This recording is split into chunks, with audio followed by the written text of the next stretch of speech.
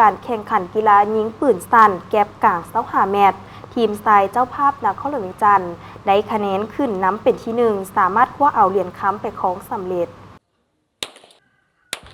การแข่งขันกีฬายิงปืนสั้นแก๊ปกลางระยะ25 เมตรโดยซิงไซส์2 เหรียญคำประเภททีมทรายและบุคคลในงานมหกรรมกีฬาแห่งชาติครั้งที่ 12 ที่นครหลวงเวียงจันทน์เป็นเจ้าภาพจัดขึ้นโดยในรอบชิงวันที่ 17 พฤศจิกาย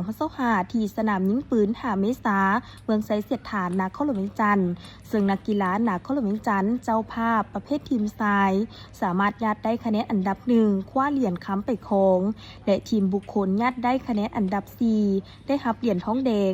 ส่วนกระทรวงป้องกันความสงบยัดได้คะแนนอันดับ1ในประเภทบุคคลคว้าเหรียญค้ำไปครองส่วนประเภททีมแมนได้เหรียญเงินไปครองการแข่งขันยิงปืนสั้นแก๊ปกลาง25 เมตรทีมทรายครั้งนี้มี6ภาคส่วนเข้าร่วมแข่งขันคือนครหลวงเวียงจันทน์กระทรวงป้องกันความสงบกระทรวงป้องกันประเทศแขวงสวรรณเขตแขวงเสียงขวงและแขวงหลวงพระบางซึ่งผลการแข่งขันทีมซ้ายจากนครหลวงเวียงจันทน์เท้าสมภาวันสุขอารุณได้คะแนน285เท้าปานดวงประเสริฐได้คะแนน279เท้าหงพระจันทร์ดาราวงศ์ได้คะแนน263รวมเป็น827คะแนนยัดเอาที่1ได้เหรียญคำไปครอง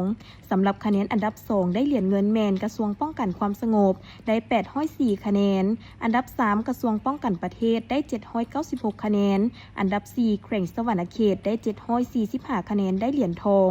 การแข่งขันยิงปืนระยะ25 เมตรบุคคลซ้ายมีนักกีฬาเข้าร่วมแข่งขัน21ท่านจาก6ภาคส่วนผลการแข่งขันเท่าโกนปัญญาวงศ์นักกีฬาจากกระทรวงป้องกันความสงบได้อันดับที่1รับเหรียญคำมี285เท้าสมภาวันสุขอารุณจากนครหลวงเวียงจันทน์ได้ที่2รับเหรียญเงินมีคะแนน